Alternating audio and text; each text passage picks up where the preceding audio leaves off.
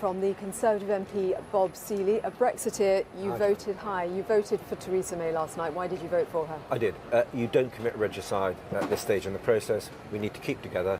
The most likely chance of getting a managed withdrawal deal, a managed Brexit and a withdrawal deal through is to stick with the deal that we've got and try to improve it, but to stick with the leader we've got as well. I think anything else, you're just in for weeks of chaos. She's in Brussels wanting to get something.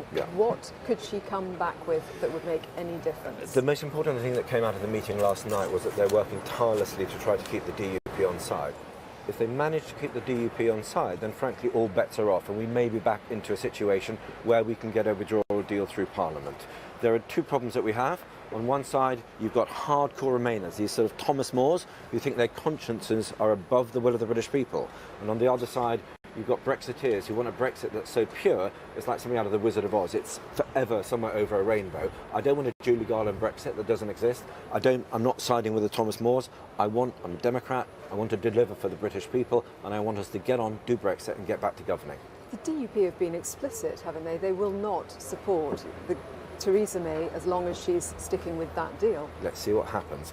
If she doesn't come back... What did she say? What was said that has given you confidence that that might change? That she'd met the DUP that afternoon. She'd been in talks with them on a consistent basis.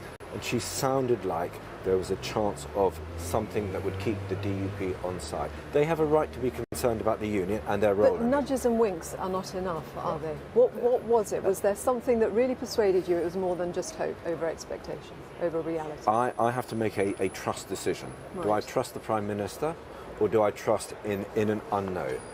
And at this late stage in the day, I'm trusting in the Prime Minister. If she doesn't get the withdrawal deal through Parliament, if she doesn't get the changes, then we are going to move on to a managed no deal. But I would prefer a deal, and the only deal, the best deal on offer, is the one that is going to appear at some point before Parliament. When you say we will move on to a managed no deal, that's your expectation? Well, if we fail, and if we don't get a withdrawal deal through, then there are a series of options. I think probably a no deal becomes most likely.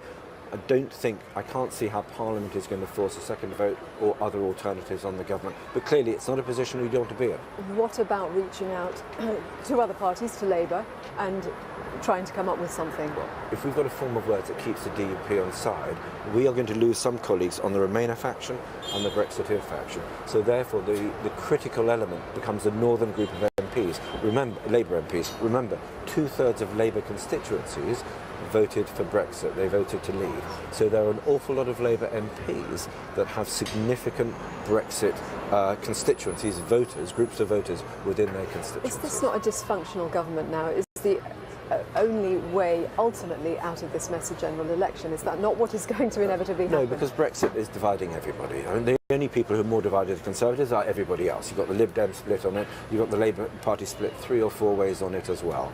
So this is a relatively unique moment in our life. And actually, we were given a mandate by the British people in June 2016. I'm a Democrat. I want to see that mandate put into effect.